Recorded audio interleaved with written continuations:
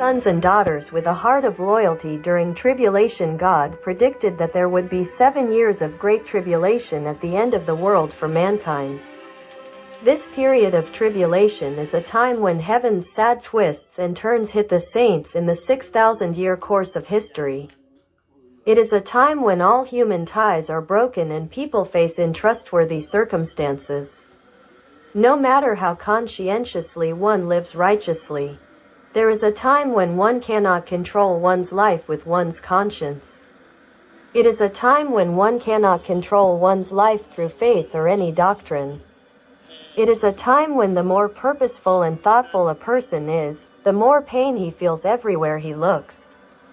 The 7 years of great tribulation will end at the end of that time. It is a time when our hopes are shaken, when the center of our faith is shaken, and when the leader we trust and follow is shaken. It is a time when not only caution, but also religion, conscience, and even the feelings of parents are shaken. Then why did God have to create such a world? This is to give us the value of participating with the true God, the God who has worked hard historically. God has seen countless tragedies over the past 6,000 years and has suffered numerous ups and downs, so in the last days, God will face an environment in which he cannot center himself with things like conscience, caution, and faith. Such a time comes in order to find true sons and daughters who love God even in the midst of such tribulations and who live with God even in such difficult situations. Therefore do not grieve when you see a church shaken, do not grieve when you see a state shaken, do not grieve when you see a ruler fall, do not grieve because your parents change. Do not grieve when you see your brother change and fall. Don't be sad. Even if everything in the world you depend on and believe in is shaken, your heart must remain calm. No matter what pain you encounter in the world, your heart must remain calm. We must know that God is not shaken and is coming to visit us at this time as well. We must understand that when God gives us pain, it is a great promise to give us the bond of pain that you have gone through on your precious day. At that moment, we held on to the sky and said, "Let's go together. Let's fight together." We need a world like that to find people who will cry out, "Let's act together." So, everyone, don't be discouraged if your path forward is blocked. Don't be discouraged because this country is in disarray. God is not dead. No matter how chaotic this world is, do not be discouraged. God is not dead. God will definitely come. Even if everything is agitated, do not be swayed by your single-mindedness toward heaven. Do not be shaken by your feelings of loyalty to heaven. Just don't change your heart of hope that relies on and looks toward heaven. In order to change that heart, you must have an earnest heart that can call on the Father no matter what kind of pain God puts you in.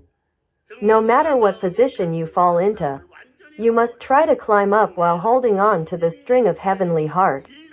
Even if I feel the pain of falling into hell, I stand in a position of participation with my Father, believing that I will recognize my Father's pain and that my Father will recognize my pain, and I will go out feeling a sense of responsibility and obligation to go to such a place. You will not perish. There are countless Christians today, but how many such believers are there?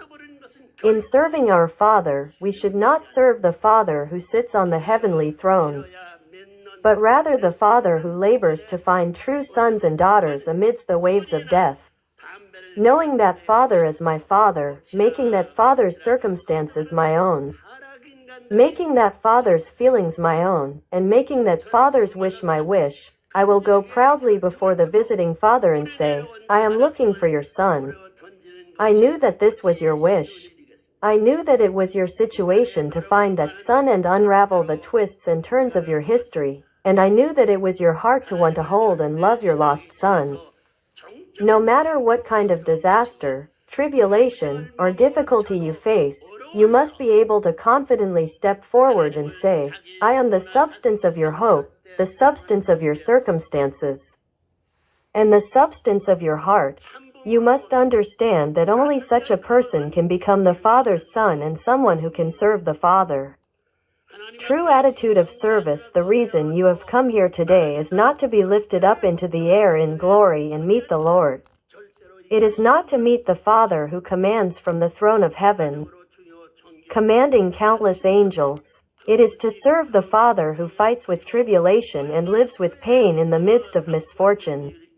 If God is fair, whom will He bless? He blesses such people. So what should you do if you truly want to welcome the Father in your heart? God does not expect to serve you in a prosperous environment just because you live well. He does not expect you to lead a luxurious life like a millionaire.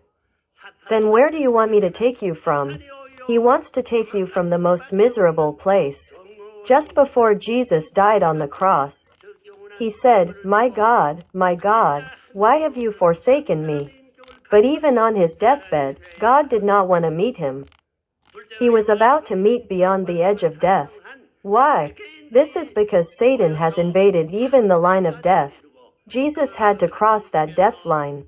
If we are to be reunited with our Father today, we must serve heaven in a place that goes beyond the pain that humans avoid. I am not saying that I will be comforted in such a situation, but rather, I must comfort my Father. I should not call my Father for my wishes. Before I expect my Father to grant my wish, I must say that I will make His wish come true. When you meet your Father, you should not stand there saying, "Father, please do this." Even if you face your Father in a difficult situation, you must have the desire to give to your Father, saying, "I will be like this before you." Even Jesus, at the time of His fate, was upset that He left these words in the Bible. My God, why have you forsaken me?" When I went to heaven, I saw that when I finally met my Father and passed over, I should have said at least one word, "Father, receive the glory." Or, "I am grateful that my Father's wish has been fulfilled." Doesn't this sound cooler? Since you are in a position to serve the Father who has endured day after day for thousands of years, you should not think of your own suffering as painful. You have to let go of even the thought of pain. When you pray, never center your prayers on yourself. Please help me avoid these things. It means not to pray like this. You must pray like this. Please make this pain I am experiencing a suffering worthy of your will. We must have the mindset that the reason we are put in this situation is because of the Father's will and for the fulfillment of His will. You must first get rid of your fundamental notions. Have those who believe in God ever comforted God? I just asked for something. Where is the information for this thief? If you pray like that, no matter how much you pray, nothing will come true. I prayed and it wasn't so. What are you asking for? This is how prayer should be done.